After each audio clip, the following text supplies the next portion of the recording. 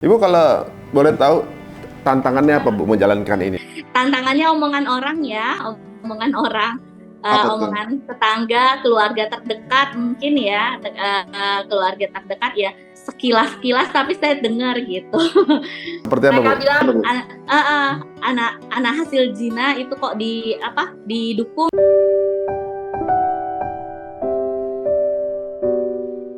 Kalau misalnya orientasi mindsetnya bukan itu, ngapain capek-capek ngurusin anak orangnya ya Bu ya?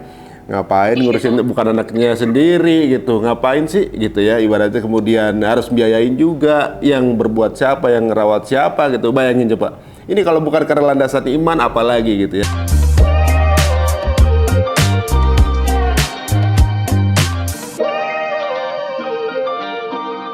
Itu gimana Bu dengan suami? Ini pasti kan harus ada kompromi keluarga yang pasti kan, karena ini ekonominya menyangkut keluarga juga gitu. Suami bagaimana Bu?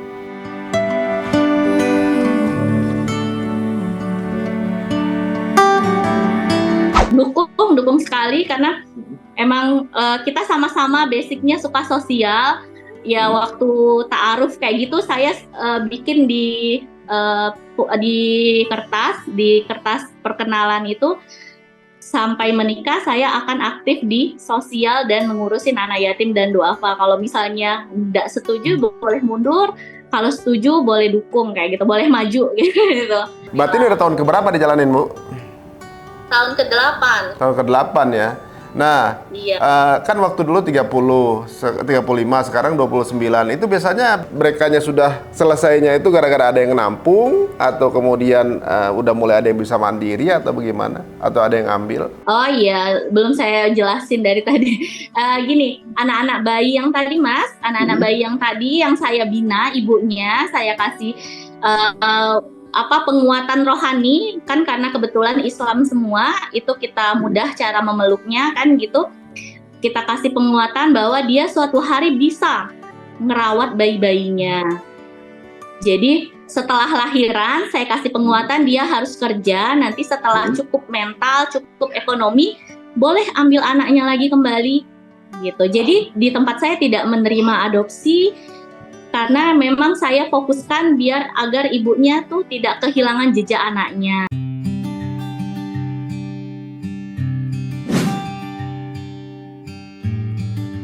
Ketika mereka sudah siap nih, aku udah siap jadi ibu, atau udah menemukan pasangannya lagi, pasangan yang baru yang siap menerima masa lalu dan anaknya, mereka boleh ambil lagi anaknya. Oh begitu. Tapi masih ada sekarang yang 29 ini belum berarti? Belum.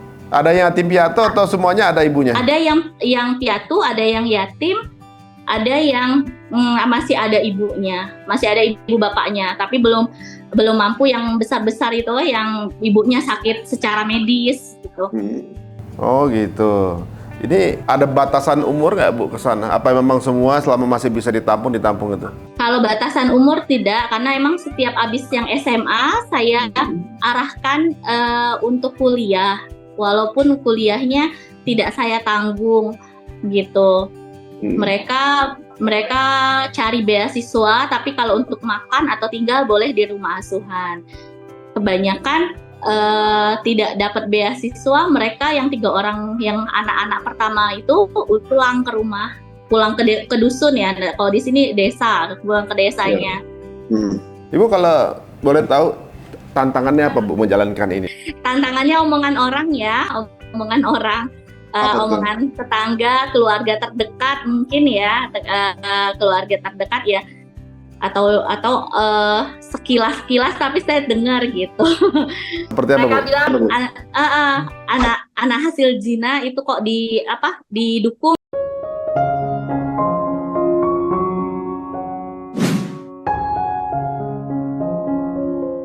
Ini kan kebanyakan anak hasil zina gitu ya.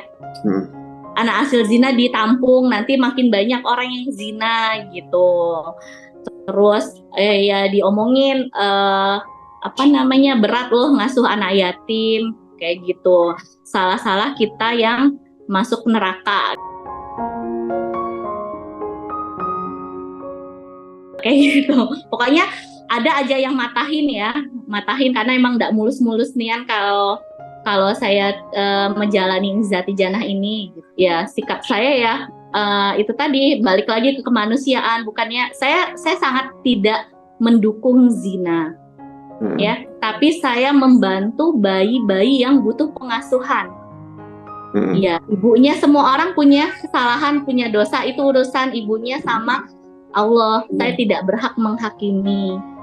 Yang saya bantu itu menata hatinya kembali, sikap bondingnya kepada anaknya yang tadinya tidak diharapkan menjadi suatu saat nanti akan dia asuh kembali gitu. Ya kita nggak bisa tahu ya perspektif tiap orang ya. Kalau kadang-kadang nggak udah negatif duluan, pasti akan keluar aja jadi negatif ya. Kalau memandang ini positif, tentunya juga akan jadi positif. Nah ini menarik juga ya. Jadi ibaratnya saya pikir mungkin tantangannya cuma ekonomi aja ya untuk mengasuh begini banyak anak. Ternyata juga dari sisi hatinya juga dapat serangan juga ya untuk perlemahannya ya. Ada yang ada ya ternyata omongan-omongan agak miring, nada miring juga ternyata bisa keluar juga. Saya pikir akan positif semua. Katanya ada juga yang punya enggan negatif juga, ada juga ya. Bahwa ini iya, karena mereka melihat label zinanya itu tadi, anak-anak hasil zina kayak gitu ya. Yang zina orang tuanya bukan anaknya kan. Sudah negatif. Karena labelnya sudah negatif, jadi kepikirannya untuk negatif terus gitu.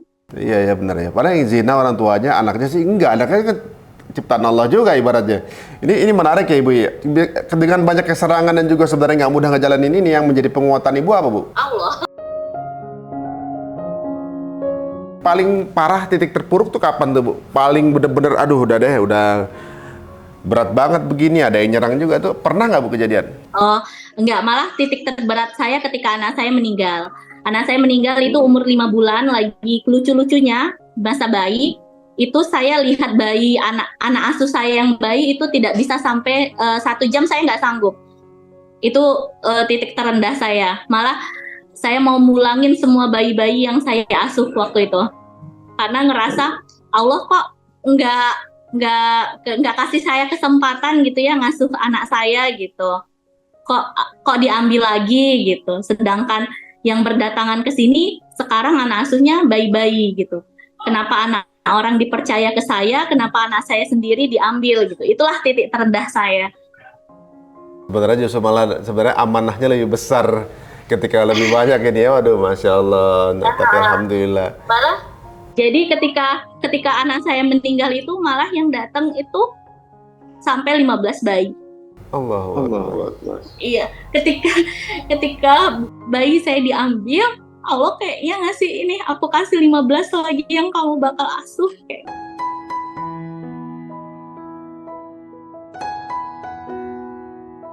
Kayaknya serasa kalau saya positive thinking, anak kamu aku yang urus, kamu urus anak-anak yang butuh pengasuhan. Allah. Ya, sebenarnya iman itu jadi penguatan, jadi mindset. Sebenarnya iman itu justru merubah mindset ya. Kalau kita negatif terus jadi negatif, justru dengan angle positif kita jadi ngerasa Allah malah sayang sebenarnya ya. Siapa lagi yang paling bagus menjaga dan merawat selain Allah kan? Justru anaknya Ibu langsung Allah yang ngejaga nih, Masya Allah. Iya, saya langsung baca sirah, baca di mana bayi yang sudah meninggal itu diasuh siapa, langsung ditaruh di taman surga yang mana kayak gitu. Jadi pokoknya ada aja Allah tuh kasih kita di saat titik terendah, terus ketika kita emang langsung dekat bukan menjauh, Allah kasih hadiah-hadiah yang lain.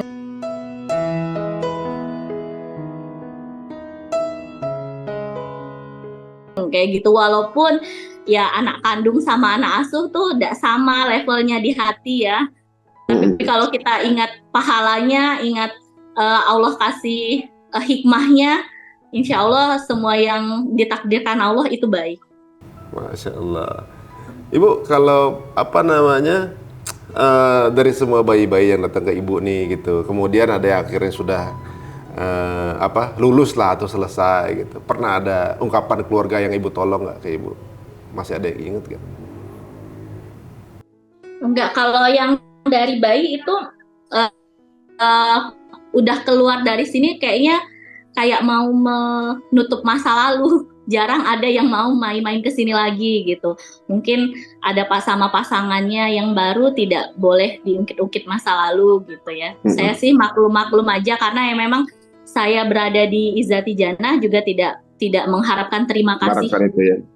Terima kasih dari yang saya udah pernah asuh gitu ya. Kalaupun mereka mau menyambung silaturahmi kepada saya untuk main-main ke rumah asus ini, silakan. Malah saya selalu mendoakan siapapun anak-anak yang keluar dari sini ya insya Allah 10 tahun, 15 tahun lagi bisa jadi donatur untuk anak-anak yang lain. Masya Allah, ya banyak pengharapan sih ya. Maksudnya siapa tahu di antara mereka ada yang udah jadi seseorang gitu, kemudian inget sama ibu gitu, akhirnya udah mulai kuliah di sini. Terima kasih untuk keadaan di sana. Tapi Ibu Firda ini benar-benar ikhlas banget mau jadi apa kayak di luar, pokoknya kita doain, kita cuma menjalankan amanah Allah aja gitu ya Bu ya.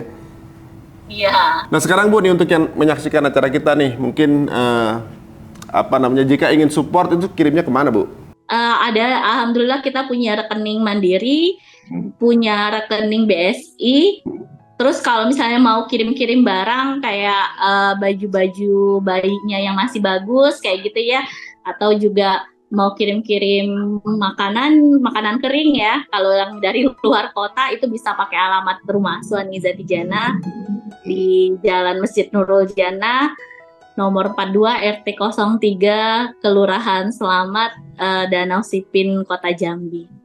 Ibu ada pesan nggak untuk para anak muda sekarang biar nggak kemudian menelantarkan anak seperti ini, kemudian karena belum siap untuk rumah tangga, yang mereka tahu bahwa sebuah hubungan itu hanya hubungan badannya aja, padahal itu adalah awal dari tanggung jawab yang harus mereka emban gitu ke depannya gitu misalnya. Silakan Bu, mungkin ada pesan buat mereka gitu. Pesannya cuma satu, jauhin pacaran, ketika udah siap maka menikahlah. Gitu ya, siapnya ini siap secara batin, fisik, ekonomi ya, karena ketika cuma siap secara fisik tapi ruhaninya juga tidak siap ya ujung-ujungnya juga bakal jadi cerai juga gitu. Yang pasti untuk biar tidak minta tolong ke saya, jauhi pacaran. Karena pacaran itulah gerbang maksiat awal ya, dimulai dari zina mata, zina telinga, langsung ke zina-zina yang lain. Waduh, ya adik-adik semua atau teman-teman semua ya, ini sebuah pesan yang luar biasa dari Bu Firda ini. Keberadaan Bu Firda ini adalah sebuah solusi yang diturunkan Allah untuk mereka yang kemudian mungkin ingin bertobat ya, kemudian udah terlanjur kejadian, tapi kemudian jangan diulang karena ini sebuah tanggung jawab yang panjang. Dan kalau menikah ya harus belajar pernikahan itu apa dulu, bukan menikah itu bukan cuma tidur bareng doang loh teman-teman, bukan. Jadi menikah itu banyak tanggung jawab ke depan yang panjangnya minta ampun, dan ini ibadah terpanjang. Alhamdulillah kita punya sosok Bu Firda yang kemudian bisa menjadi solusi dan juga mungkin membukakan mata mereka semua bahwa ternyata nggak mudah ya untuk jadi semudah itu untuk punya anak gitu ya, karena merawatnya juga butuh effort yang nggak gampang juga. Alhamdulillah teman-teman semua, banyak pembelajaran yang kita dapatin hari ini ngobrol dengan Bu Firda ya. Memang jika ketemu dengan orang yang memiliki landasan iman yang kuat ya, mereka orang-orang yang rela untuk berpeluh-peluh di dunia, capek-capek di dunia gitu ya, ngerasa bahwa dunia ini bukan target utama gitu, walaupun perlu dikejar juga tapi bukan target utama. Dan kalau misalnya orientasi mindsetnya bukan itu, ngapain capek-capek ngurusin anak orangnya ya Bu ya, ngapain ngurusin bukan anaknya sendiri gitu, ngapain sih gitu ya, ibaratnya kemudian harus biayain juga, yang berbuat siapa, yang ngerawat siapa gitu. Bayangin coba, ini kalau bukan karena landasan iman apalagi gitu ya. Alhamdulillah akidah ini mengajarkan kita memiliki yang mindset yang ibaratnya yang mudah-mudahan menjadi solusi banyak orang. Terima kasih Bu Firda untuk membukakan mata kita. Salam juga buat suami, semoga istiqomah, dimudahkan dan dibukakan rezeki yang banyak untuk ibu, diberikan kesehatan, dan kemudian akan dikumpulkan dengan keluarganya di jannah.